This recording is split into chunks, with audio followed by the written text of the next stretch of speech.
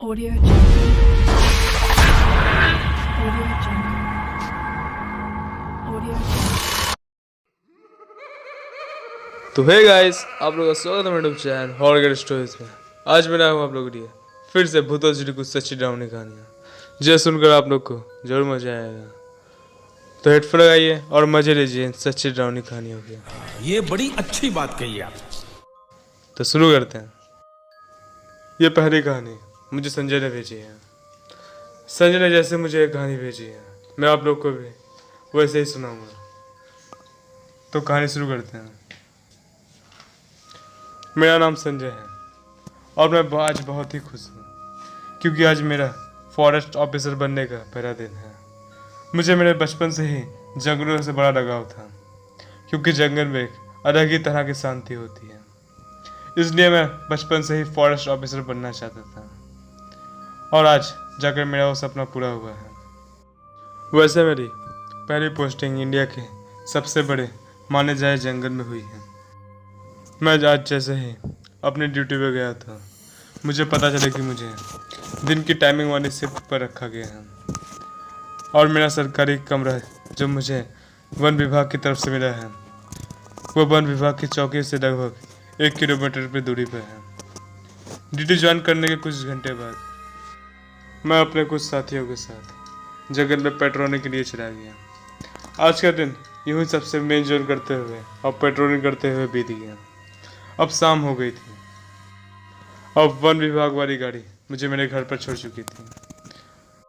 मैंने अपना रूम का गेट खोला और अपने कमरे में चला गया और अपना सामान वगैरह रखकर जब तक मैंने खाना बना के खाया तब तक काफ़ी रात हो गई थी। इसलिए मैंने सीधे अपने बिस्तर पर लेट गया और लेटते ही पता नहीं कब मेरी आँख लग गई थी। फिर उसके बाद पता नहीं जाने कितने देर बाद मेरी आँख खुली। जब मुझे होश आया था, मुझे लगा कि मेरे खिड़की के बाहर किसी की रोने की आवाज़ बहुत तेज़ से सुनाई दे रही है। आवाज़ सुनकर मैं अपने बिस्तर से उठ कर बैठ गया, पर मैं बैठे बैठे यही सोच रहा था कि इतनी रात कौन हो सकता है जो इतने बड़े जंगलों में रो रहा हो।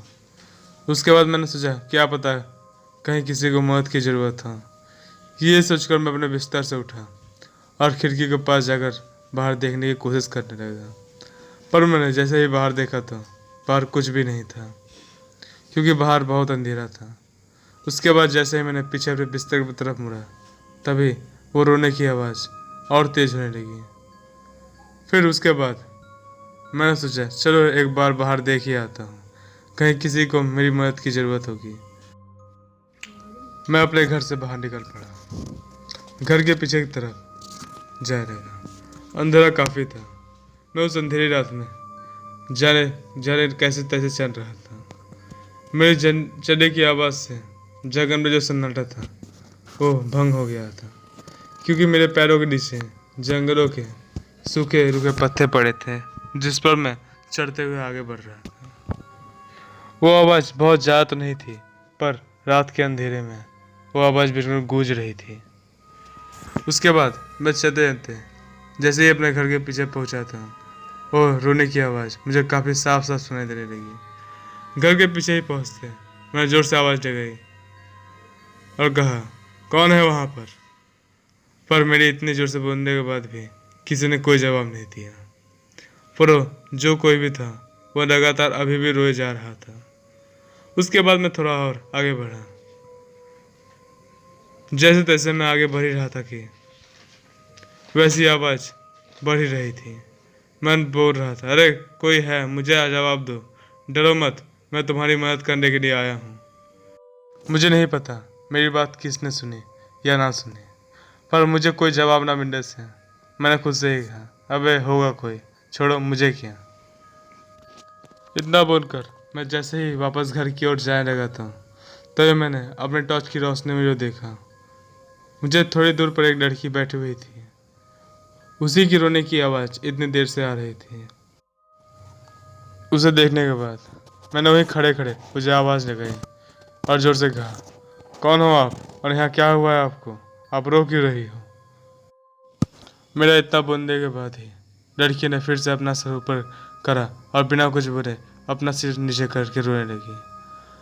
फिर उसके बाद मैंने सोचा क्या पता क्या ज़रूरत हो उसको, चलो इसके पास जाकर देखता हूँ। इतना बोलकर मैं उसकी ओर जाने को लगा तो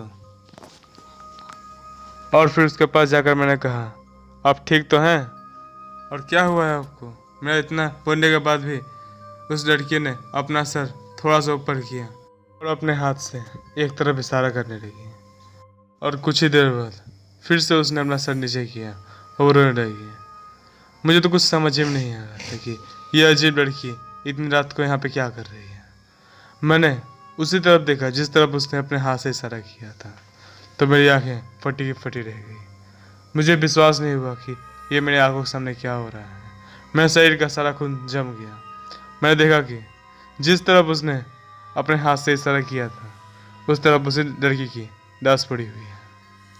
आप विश्वास नहीं करेंगे कि ऐसे सिचुएशन में मेरी क्या हालत हुई होगी। उस वक्त मेरे हाथ पैर बिल्कुल काँप रहे थे। एक ये अलग सा डर था। मैंने आज तक कभी भी ज़िंदगी में ऐसे डर का सामना नहीं किया था। आप विश्वास नहीं करोगे, मैंने उस तरफ सिर्फ एक ही सेकंड के लिए नज़र घुमाई थी कि मैंने फिर अपनी नज़र उस लड़की की तरफ की। अब वो लड़की वहाँ नहीं थी। ये देखकर मेरे दिल की धड़कन दुगनी हो गई। अब मुझे कुछ समझ में नहीं आ रहा था। मैं चुपचाप वहाँ से भागने लगा और अपने घर की तरफ भागता रहा। जब मैं अपने घर के अंदर पहुँचा तो मुझे समझ में नहीं आ रहा था कि मैं क्या करूं, क्योंकि वो रोने की आवाज़ अभी भी मेरे कानों में गूंज रही थी। वो रोने की आवाज़ अब थोड़ी तेज़ हो गई थी। ऐसी आवाज़ें रात के समय हमें बहुत ज़्यादा डरा दिया करती हैं। मैंने कभी भी ज़िंदगी में इस तरह का डर का सामना नहीं किया था और न ही ऐसी सिचुएशन का। मुझे ऐसी सिचुएशन के लिए आज तक कभी भी कोई ट्रेनिंग नहीं मिली थी। मैं डर के मारे चुपचाप सिमटा हुआ एक कोने में बैठा हुआ था। मैंने अपने घर की लाइट भी बंद कर दी थी, ये सोच कर कि कहीं वो लड़की मेरा पीछा करते हुए मेरे रूम तक ना आ जाए। मैं समझ नहीं आ रहा था कि मैं क्या करूं। व्यूअर्स, तो आपको ये कहानी कैसी लगी? अगर अच्छी लगी तो मुझे कमेंट करके जरूर बताइएगा। और अगर आपको अपनी भी कहानी मुझे भेजनी है तो मेरा व्हाट्सएप नंबर नीचे है, ज़रूर भेजिएगा। और तब तक के लिए मेरे चैनल को सब्सक्राइब करिए और लाइक करिए। और आखिरी बात, डर लगता सबको है, बस डराने वाला चाहिए। मजा आया और मैं ये जो मजा है हिंदुस्तान के हर व्यक्ति को देना चाहता हूं।